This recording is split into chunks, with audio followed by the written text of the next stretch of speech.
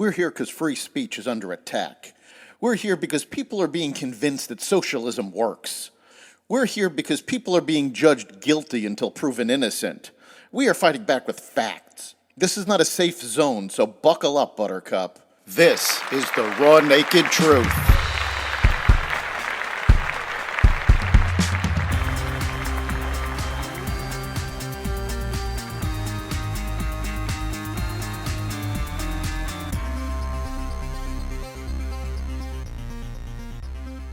Israel kills the Hezbollah leader. Helene devastates the southeast. Kerry stands against the First Amendment, and more. Welcome to the Raw Naked Truth. I'm your host, Eric Lopkin, and here's the news you need to know. Israel killed Hezbollah leader Hassan Nasrallah with a massive airstrike on Beirut's southern suburbs on Friday, flattening part of a neighborhood to eliminate the cleric who led the group for 3 decades and built it into a fearsome foe. The strike was Israel's most aggressive move yet in 2 weeks of elaborate intelligence operations, targeted killings, and bombardments aimed at stopping the U.S.-designated terrorist group from attacking across the Lebanese border into Israel. Nasrallah's death is an enormous blow not only to the group he led, but also to its main backer, Iran, and the network of aligned militias that Tehran has built across the Middle East to confront Israel. It is also the strongest signal yet that Hezbollah has been penetrated by Israeli intelligence. Senior officials from Hezbollah and Iran's Islamic Revolutionary Guard Corps were also at the site, according to people familiar with the matter. Israel's military said the strike also killed Ali Karaki, a Hezbollah commander whom Israel targeted earlier last week. The Israeli Air Force also launched airstrikes Sunday against infrastructure in western Yemen that the military said was used by the Houthis in response to a recent ballistic missile attacks by the Iran-backed terrorists. It was only the second ever Israeli strike in Yemen. The first was in July after a drone hit Tel Aviv, killing a man in his apartment. Israeli special forces have been carrying out small targeted raids into southern Lebanon, gathering intelligence and probing ahead of a possible broader ground incursion that could come as soon as this week, according to people familiar with the matter. The raids, which have included entering Hezbollah's tunnels located along the border, have occurred recently as well as over the past months, part of the broader effort by Israel to degrade Hezbollah's capabilities along the border dividing Israel and Lebanon.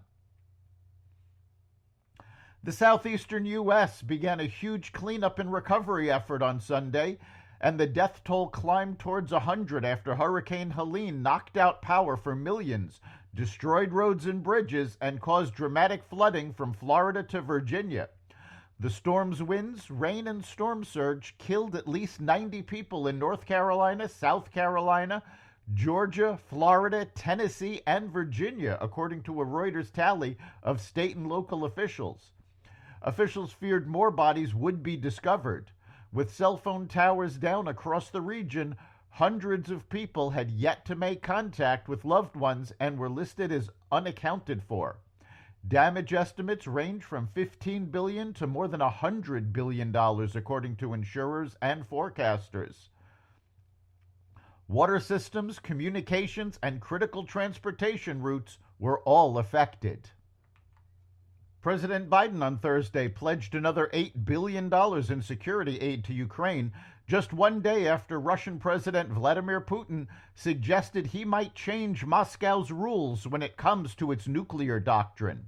In a proposal to the Russian Security Council on Wednesday, the Kremlin chief suggested that any attack by a non-nuclear nation that has the backing of a nuclear-armed nation could be seen as a joint attack, a move that could have a resounding impact on the war in Ukraine. The comments were issued ahead of a meeting between Ukrainian President Zelensky and President Biden on Thursday, in which Zelensky went over a victory plan and appealed for long-range strike capabilities. Former Secretary of State John Kerry recently spoke at a World Economic Forum panel and lamented the First Amendment for being a roadblock to countering online misinformation and disinformation about climate change. Responding to an audience question about climate misinformation, Kerry described how social media makes it difficult to form consensus and said the First Amendment makes it difficult to weed out disinformation online. But look, if people go to only one source and the source they go to is sick and has an agenda and they are putting out disinformation, our First Amendment stands as a major block to the ability to be able to hammer it out of existence, Kerry said. What we need is to win the ground, win the right to govern by hopefully winning enough votes that you're free to be able to implement change, he added, while acknowledging that different people have other visions for change. SpaceX on Saturday launched a Falcon rocket from Cape Canaveral, Florida, with 2 crew members on board to deliver the Dragon capsule to the International Space Station that will bring back the astronauts stranded by their troubled Boeing Starliner next year.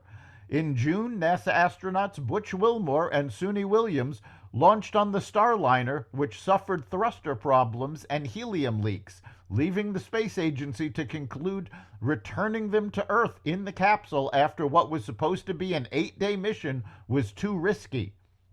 The crewless Starliner eventually landed in New Mexico earlier this month, while Wilmore and Williams remained on the space station.